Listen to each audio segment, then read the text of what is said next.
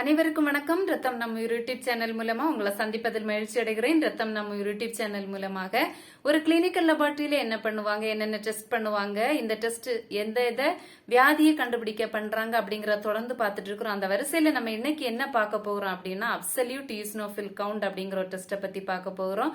இந்த டெஸ்ட்டை பத்தி பாக்குறதுக்கு முன்னாடி நம்ம சேனலை சப்ஸ்கிரைப் பண்ணாதவங்க சப்ஸ்கிரைப் பண்ணுங்க. அப்படியே சப்ஸ்கிரைப் பண்ணிட்டே உள்ள வாங்க. இந்த அப்சல்யூட் ஈஸ்னோஃபில் கவுண்ட் பத்தி நம்ம பேசுறோம்.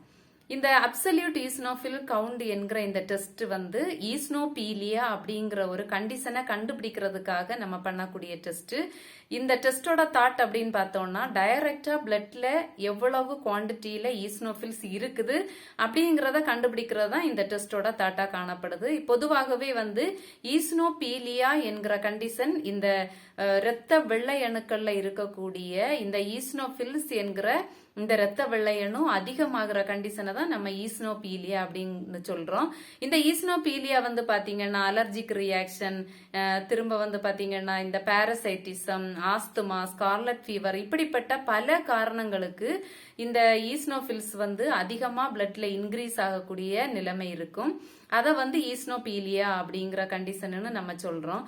பொதுவாகவே பார்த்தோம்னா இந்த அலர்ஜிக் ரியாக்ஷன் அப்படிங்கும்போது பல பேருக்கு டஸ்ட்னால அலர்ஜி, பெட்னால அலர்ஜி, ஃபுட்டுனால அலர்ஜி, ஏதாவது பட்டா அலர்ஜி, இப்படிப்பட்ட நிறைய அலர்ஜிக் காரணங்கள் இருக்கும். இந்த அலர்ஜி காரணங்களுக்கு எல்லாத்துக்குமே இந்த பிளட் செல்ஸ் என்ன ரியாக்ட் ஆகும், என்ன பிளட் செல் ரியாக்ட் ஆகும் அப்படின்னா இந்த ஈஸ்னோஃபில்ஸ் என்கிற பிளட் செல் தான் ரியாக்ட் ஆகும்.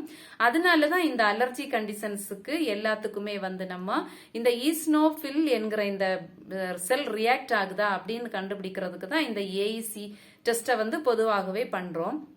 நாங்க படிச்சுட்டு இருக்கக்கூடிய ஆரம்ப காலங்கள்ல பாத்தீங்கன்னா இந்த அலர்ஜிக் ரியாக்ஷனை இப்ப பொதுவா வந்து சில பேருக்கு ஏதாவது சாப்பிட்டா அலர்ஜி, ஏதாவது வாசனை திரவியங்களை வந்து முகர்ந்த அலர்ஜி, பெட்னால அலர்ஜி, இப்படிப்பட்ட காரணங்கள் வந்து இருக்கும். பொதுவாகவே எனக்கு இந்த ஃபுட்டு சாப்பிட்டா அலர்ஜியா இருக்குது அப்படின்னு டாக்டர்ஸ் கிட்ட சொல்லும் பொழுது அவங்க வந்து என்ன ஃபுட்டு சாப்பிட்டா அலர்ஜியா இருக்குது அப்படின்னு கேட்டுட்டு இப்ப வந்து ஃபுட்டுக்கான அநேகமான ஒரு இன்ஜெக்ஷன் வச்சிருப்பாங்க. அதை வந்து ஸ்கின்ல வந்து இன்ஜெக்ட் பண்ணி இந்த எந்த ஃபுட்டு வந்து ஒவ்வாமை ஏற்படுத்துது அப்படின்னு பார்த்தோம்னா இந்த ஸ்கின்ல வந்து அது அப்படியே வீக்கமா தென்படும். அதை வச்சே கண்டுபிடிச்சிருவோம் இந்த ஃபுட்டு தான் இவங்களுக்கு அலர்ஜியா இருக்கு அப்படின்னு. அந்த நிலைமை இன்றைக்கு மாற்றப்பட்டிருக்கிறது. ஏன்னா அதிகமான இன்ஜெக்ஷன் எடுக்க வேண்டிய நிலைமை, அதனால அந்த நிலைமை மாற்றப்பட்டிருக்கிறது. இப்ப வந்து பாத்தீங்கன்னா இதற்கு பதிலாக இப்ப அட்வான்ஸ்டா நிறைய வந்து மிஷன்ஸ் வந்து லெபார்டரிக்குள்ள வந்ததுனால இப்படிப்பட்ட நிறைய காரணங்கள் வந்து தவிர்க்கப்பட்டு இப்ப அட்வான்ஸ்டா பண்ணிட்டு இருக்கக்கூடிய ஒரு நிலைமை வந்து நம்ம லெபார்டரியில வந்துட்டு இருக்கு. இப்போதைக்கு வந்து பாத்தீங்கன்னா யூரோபாடியா 125 அப்படிங்கிற ஒரு மிஷன்ல நம்ம பிளட்டை கொடுத்தா போதும் என்ன அலர்ஜி அப்படிங்கறதே அதுவே வந்து நமக்கு வந்து டிஸ்பிளே பண்ணும். அந்த லெவலுக்கு வந்து இந்த மிஷன்ஸ் வந்து இப்போ அட்வான்ஸ்டா வந்திருக்கு. ஆனாலும் எல்லா லெபார்டரியிலையும் இது இருக்குன்னு சொல்ல முடியாது. பல இந்த ஸ்கின் ஸ்பெஷலிஸ்டா இருக்கிறவங்க வந்து இந்த மிஷன்ஸ அந்த லெபார்டரியில வச்சிருப்பாங்க. ஆனாலும் இந்த அலர்ஜிக்கு என்கும்போது இந்த ஈஸ்னோஃபில்ஸ் வந்து அதிகமா ரியாக்ட் ஆகுது. அதுதான் இந்த அப்சல்யூட் ஈஸ்னோஃபில் என்கிற ஒரு டெஸ்ட் மூலமா நம்ம கண்டுபிடிக்கிறோம். திரும்ப வந்து பாத்தீங்கன்னா இந்த பாரசைட்டிசம் அப்படிங்கும்போது இப்போ இதுல வந்து பொதுவா இன்டெஸ்டைனல்ல குடற்புழுக்கள்ல காரணமாக, திரும்ப வந்து பிளட் பாரசைட்டிசம், திரும்ப வந்து ஏட்ரியல் பாரசைட்டிசம், திரும்ப வந்து டிஷ்யூ பாரசைட்ஸ், இப்படிப்பட்ட பல காரணங்கள்னாலேயும் ஈஸ்னோஃபில்ஸ் வந்து அதிகமாக காணப்படும். ஏன்னா வந்து இந்த பாரசைட்டிசம், இன்ஃபெஸ்டேஷன் இப்படிப்பட்ட காரணங்களுக்கு பாரசைட்டை வந்து ஃபர்ஸ்ட் அட்டாக் பண்ற இந்த வெள்ளை அணு யாரு அப்படின்னு பார்த்தோம்னா இந்த ஈஸ்னோஃபில்ஸ் தான். அப்பவும் வந்து நமக்கு இந்த ஈஸ்னோஃபில்ஸோட ஆதிக்கம் அதிகமாக பிளட்ல இன்க்ரீஸ் ஆகும். அதனாலேயும் ஈஸ்னோபீலியா கண்டிஷன் என்கிறது தென்படும். அதுக்காகவும் நம்ம ஈஸ்னோஃபில்ஸ வந்து நம்ம பண்ணிக்கலாம். இப்படிப்பட்ட அநேக காரணங்களுக்காக இந்த ஈஸ்னோஃபில்ஸ வந்து நம்ம கவுண்ட் பண்ணி எடுப்போம். அந்த டெஸ்ட்டை தான் அப்சல்யூட் ஈஸ்னோஃபில் கவுண்ட் அப்படிங்கறதாட்டு நம்ம சொல்றோம். இதுல வந்து இந்த டெஸ்ட்டை பத்தி ஷார்ட்டா சொல்லணும்னா ஏஇசி அப்படின்னு கூட இந்த டெஸ்ட்டை பத்தி ஷார்ட்டா சொல்லிக்கலாம். இப்ப என்னென்ன காரணங்களுக்காக, எப்படிப்பட்ட காரணிகளுக்காக நம்ம இந்த ஈஸ்னோஃபில்ஸ பண்றோம் அப்படிங்கிறது நம்ம எல்லாருக்குமே ஒரு தெரிந்ததான விஷயம். ஆனாலும் இந்த ஈஸ்னோஃபில்ஸ எப்படி வந்து கவுண்ட் பண்ணி பண்ணி எடுக்கிறோம் அப்படிங்கறத நம்ம இப்ப பார்க்க போறோம். வாங்க இப்ப எப்படி வந்து இந்த அப்சல்யூட் ஈஸ்னோஃபிலை கவுண்ட் பண்ணி எடுக்கணும் அப்படிங்கறத பார்க்கறோம். வாங்க இப்ப பார்க்கலாம்.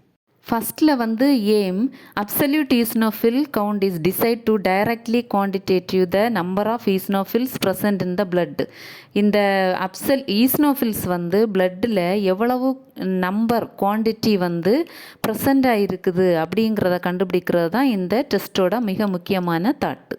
அடுத்ததாக மெத்தட்ஸ் அப்சல்யூட் ஈஸ்னோஃபில் கவுண்டை பல வழிகளில் நம்ம கவுண்ட் பண்ணலாம். ஃபஸ்ட்டு வந்து பார்த்திங்கன்னா மேனுவல் மெத்தட், அதில் கவுண்டிங் சேம்பர் இல்லைன்னா பல்க் டைல்யூஷன் மெத்தடில் பண்ணிக்கலாம். திரும்ப வந்து கம்ப்யூட்டரைஸ்டு மிஷின், இதை செல் கவுண்டர் இல்லைன்னா அனலைசர் அப்படின்னு சொல்லுவோம். நம்ம இன்றைக்கி வந்து மேனுவல் மெத்தடில் எப்படி கவுண்டிங் சேம்பரில் பண்ணணும் அப்படிங்கிறத பார்க்க போகிறோம். மேனுவல் மெத்தடோட principle, the diluting fluid used should stain the eosinophils so they are clearly visible and lyse the red cells and other leucocytes. இந்த டைல்யூட்டிங் ஃப்ளூயிடு வந்து ஈஸ்னோஃபிலுக்கு ஒரு ஸ்டெயின் போல் செயல்பட்டு கிளியராக வந்து நம்மளால் பார்க்க முடியுது. திரும்ப வந்து இது வந்து ரெட் செல்ஸை லைஸ் பண்ணுது அண்ட் லியூகோசைட்ஸையும் லைஸ் பண்ணுது. இதுதான் வந்து இதோட பிரின்சிபலாக காணப்படுது. அடுத்ததாக ரியேஜென்ட் அண்ட் ரிக்வயர்மெண்ட்ஸ். ரியேஜென்ட் வந்து ஈஸ்னோஃபில் டைல்யூட்டிங் ஃப்ளூயிட், அடுத்ததாக பிளட்டு, திரும்ப வந்து WBC pipette, chamber, cover glass, cotton மற்றும் மைக்ரோஸ்கோப், இவை அனைத்தும் மேனுவல் மெத்தடுக்கான ரிக்வயர்மெண்ட்ஸாக காணப்படுது. அடுத்ததாக ப்ரொசீஜர். இதில் first step, take a clean and dry WBC pipette and draw the blood 0.5 mark and then draw the eosinophil diluting fluid 11 mark and then wait for 10 minutes. 0.5 mark வரைக்கும் பிளட்டை draw பண்ணிவிட்டு அதுக்கப்புறமா 11 mark வரைக்கும் eosinophil டைல்யூட்டிங் ஃப்ளூயிடை draw பண்ணிவிட்டு இதை வந்து 10 minutes wait பண்ணணும். இதில் வந்து ஏர் பபிள் ஏறாமல் WBC பிப்பட்டோட பல்பு ஃபில் ஆகி இருக்குதா அப்படிங்கிறத பார்த்துக்கணும். அடுத்ததாக charging the diluted blood between the cover glass and chamber and then focus the microscope 10x magnifying objective. இந்த சேம்பர் நம்ம வந்து WBC பிப்பட்டில் இருக்கக்கூடிய டைல்யூட் பண்ணப்பட்ட இந்த பிளட்டை வந்து சேம்பரில் வந்து சார்ஜ் பண்ணிட்டு ஃபோக்கஸ் பண்ணணும். இந்த ஈஸ்னோஃபில் டைல்யூட்டிங் ஃப்ளூயிட்னால டைல்யூட் பண்ணப்பட்ட இந்த பிளட்டில் வந்து RBC அண்டு WBC செல்ஸ் எல்லாம் லைசிஸ் ஆகும். ஈஸ்னோஃபில் மட்டுமே நமக்கு ஃபோக்கஸ் ஆகும். இப்படி வந்து இந்த WBC டோட்டல் WBC நம்ம பண்ணுறது போல் ஒரு சின்ன டாட்டு, ஒரு பிளாக் கலர் டாட் வந்து ஃபோக்கஸ் ஆகும். இது வந்து 9 ஸ்கொயர், சேம்பரில் இருக்கிற 9 ஸ்கொயர்லையும் எவ்வளவு டாட் இப்படி இருக்குதோ அதை கவுண்ட் பண்ணி எடுத்து கடைசியாக ஒரு கால்குலேஷன் போட்டு எவ்வளவு ஈஸ்னோஃபில் இருக்குது அப்படிங்கிறத நம்ம கால்குலேட் பண்ணணும். அதுதான் இதோட முக்கியமான ப்ரொசீஜராக காணப்படுது. அடுத்ததாக calculation, number of cells into dilution factor into depth factor whole divided by area counted. அதாவது நமக்கு எவ்வளோ நம்பர்ஸ் ஆஃப் செல்ஸ் கிடச்சதோ அது வந்து 31, அடுத்த டைல்யூஷன் ஃபேக்டர் வந்து 1/20, depth factor 1/10, area counted 9.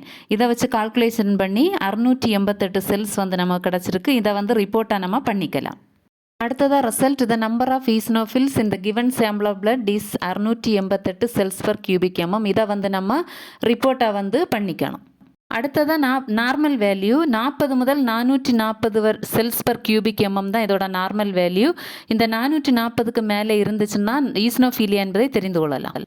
இவ்வளவுதாங்க absolute eosinophil count என்கிறதான டெஸ்ட். இந்த டெஸ்ட்டை நம்ம எப்படி பண்ணணும் அப்படிங்கிறத பார்த்தோம்.